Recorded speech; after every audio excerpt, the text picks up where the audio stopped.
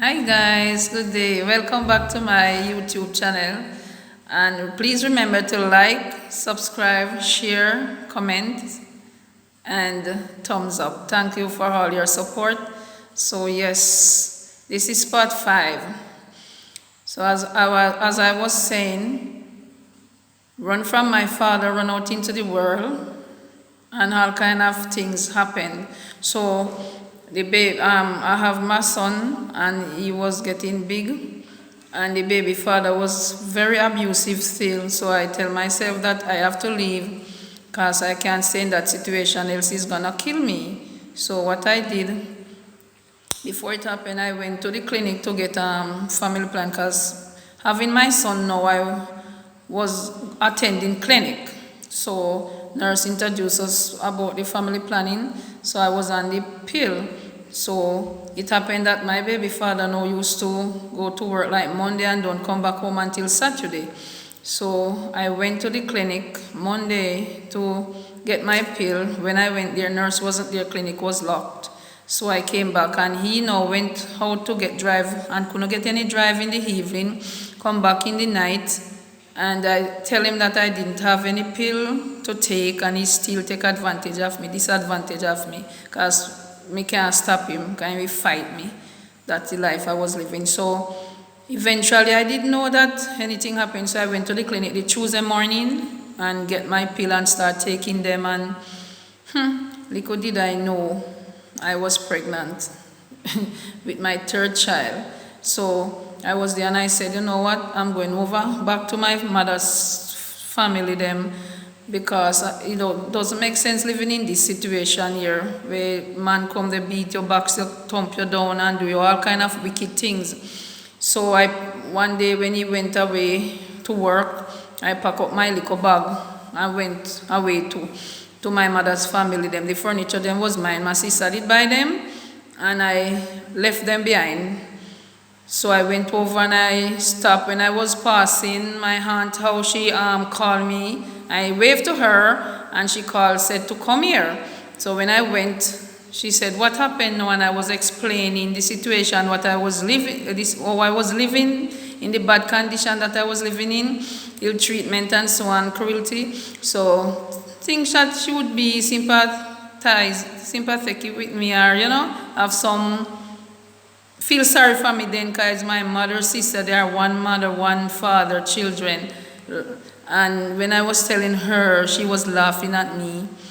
I felt so bad, yes. Say, why you saying those? I beat you? And she was laughing and looking at her daughter, making fun.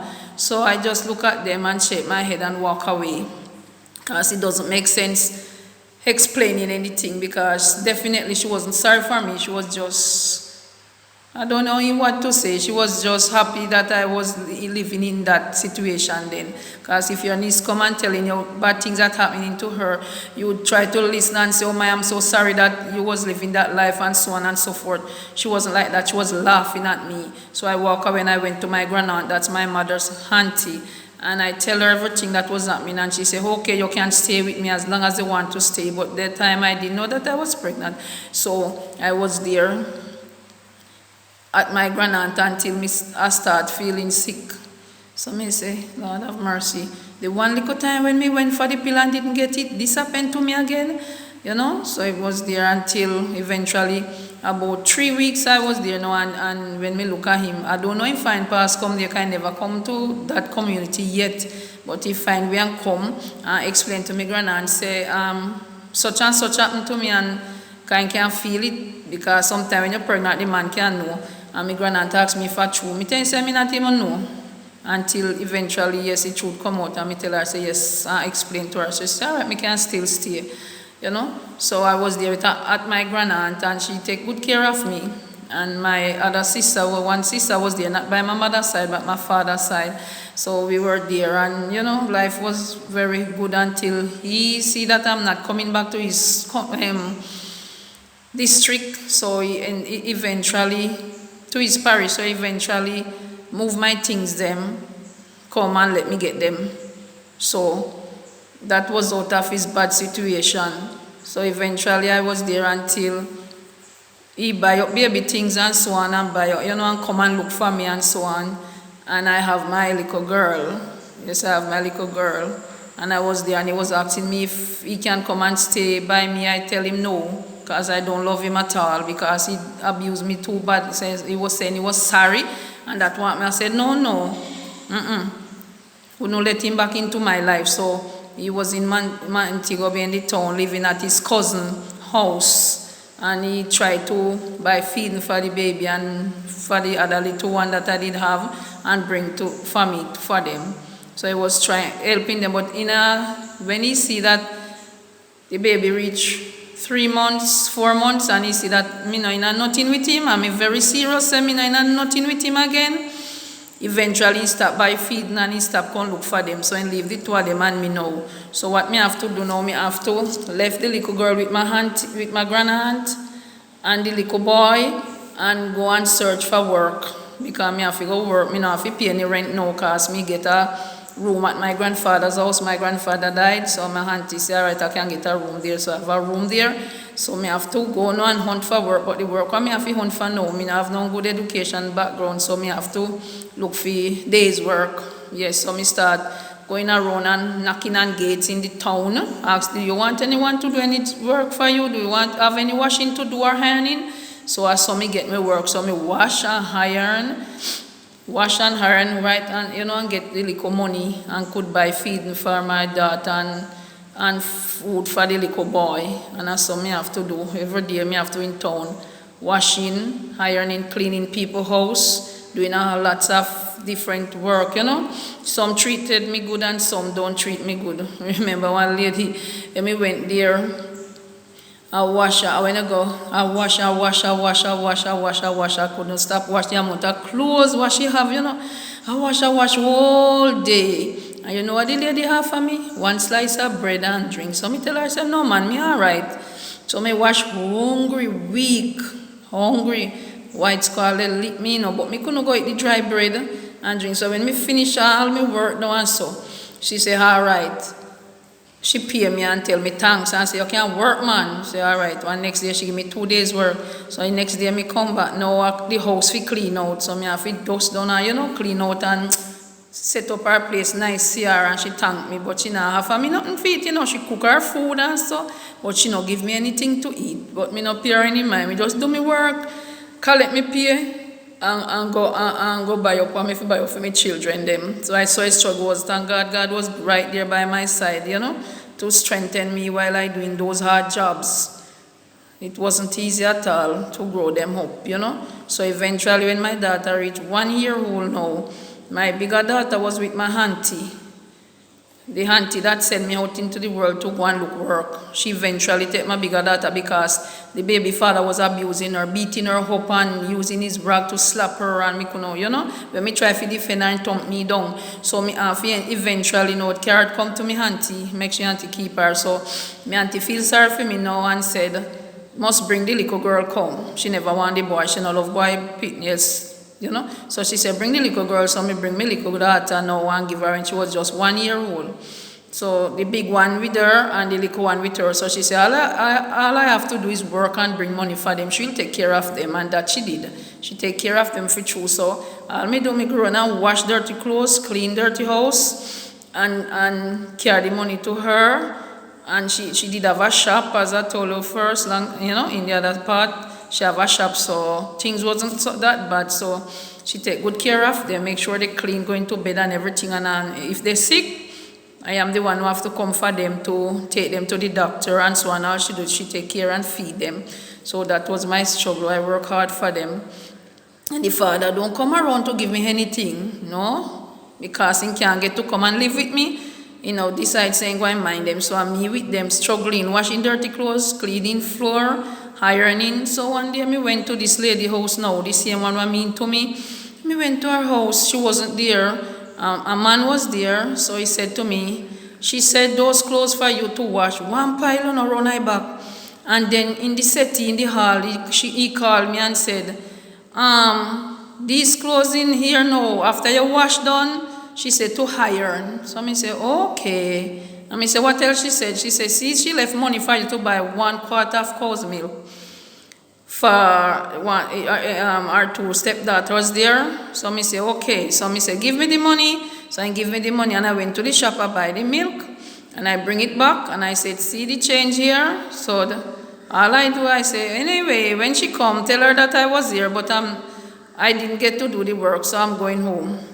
So he said, you're leaving? He said, yes, I'm leaving. So I went away. So she had a girl that know me very well and tell the girl to tell me to come. Or she missed me and so I didn't go back there because imagine now, me go start wash from like say 8 o'clock and at 5 o'clock me no done wash yet and then know what time me go take now if you go hire now the whole of the clothes them in the city without nothing to eat. She was a heartless lady, very heartless lady because she cooking on me outside and she cook her sweet nice things and things should have for me some of me out there washing and she said whatever the clothes them look pretty on the line she don't go to give me one slice of dry bread, not even a piece of cheese. One slice of dry bread with some drinks. So me couldn't go wash and then come. So me say, oh, she take me for one slave. Me no figure wash so much clothes and then turn around figure iron so much clothes. So you see it? When you don't have a mother to take care of you, man, and enough things happen to you, enough bad things. Because if my mother was alive, things wouldn't be like that for us. All 5 of us suffered very much. And if our mother was alive, that would never have happened because she was a very nice lady and take very good care of us before she died. You see? So motherless children really, really have a hard time into this world. Very, very hard time. If they doesn't have a father who love them and care for them and want the best for them, So not what I want. What I want out of life was to be a nurse. Yes, that was my ambition, to become a nurse, to get a good education and be a nurse to look about the sick. Yes, that was what I wanted. But it didn't happen because I didn't have anyone to help me to get my education that I need to go to school because while going to school at my father, me never they learn good because my head were mixed up. So much stress in it, so much depression in it, and so me they learn good. Me they think when me at school, if you do my work, I am thinking that when me go back home, what me go face. You understand? So me they learn. In me head at all. When teacher they teach and so for me mind they 100 miles far away, they daydream about a happy life what me would like to live. You understand? So, things what me remember from a little girl before my mother died and tell my sister them, they say, you should have been bright, because if you so little and remember so much things, you should have been bright, but I no bright, no when bright, I just the things what me go through, the stress at home and the stress from my father and things like that for him to protect me, and instead of protecting me, he did want to destroy me. You understand? So that left a very, very sad taste in my heart and in my, very, very sad. So I could not get to concentrate to do my work. Sometimes when teacher come in class, I try my best to, do what I can do, and sometimes, but maths teacher noticed something was wrong. English teacher, and they always call me and said, why? And I tell them, say, I try my best, teacher, but I just can't get the maths right. Sometimes my English teacher, I'll do my work and take it to her, and she said, nice, Beverly, excellent, man, you did a good job. And another time, I can't get to focus because my mind is elsewhere. When I am out, I'm so happy. When I'm going in, I'm so sad. So I'm thinking about going home and the sadness that I'm gonna face. You understand? Can you imagine you're a little young girl growing up and the father to protect you, instead of he protect you, want to destroy you, having sex with you, or you feel to know that no, the father that you put your trust in will never hurt you. When you think about it, no, he's the one who want to hurt you. He drive and then he threaten you to kill you if you ever tell anyone. You see the fear that he drive in my head? Terrible fear. terrible fear, man, and depression, everything come down upon me. You understand? So, although I am an adult, many times I am in my room crying, but my daughter, my big daughter and I live together with her children. They don't know that I'm crying because I shed silent tears. Yes, I pray to God, talk to God, and cry myself to sleep. And sometimes I said, I wish my mommy was with me. You know, I would want to sit in her lap, hug her up, and, tell her all that I've been through. But when I look back, I know that she's dead. So you out there who have a mother who care about you, love them, do all that you can for them, because growing up without a mother is very, very terrible, very, very terrible. I've been there, been through it. My other sisters been through it. They have a lot of story too, been through it. Everybody get a bad taste of medicine from our father, by our mother's side or the dead left. So I'm telling you, it wasn't easy at all. So I have to struggle with my children, them. Work hard, very hard. I remember one day I went to a lady house to wash, and I went early, catch a bus and reach down very early. When you reach our house, it was 7 o'clock. And I'm telling you, I start wash from 7 o'clock in the morning until 7 o'clock in the evening. Believe me, that's true. And when I finish, I look at my 2 hands and I cried. I cried. I said, God, have mercy upon me and help me not to go back and wash anybody's clothes. You know why? My fingers were bleeding. My fingers were bleeding. We have to scrub and down here. We have to scrub.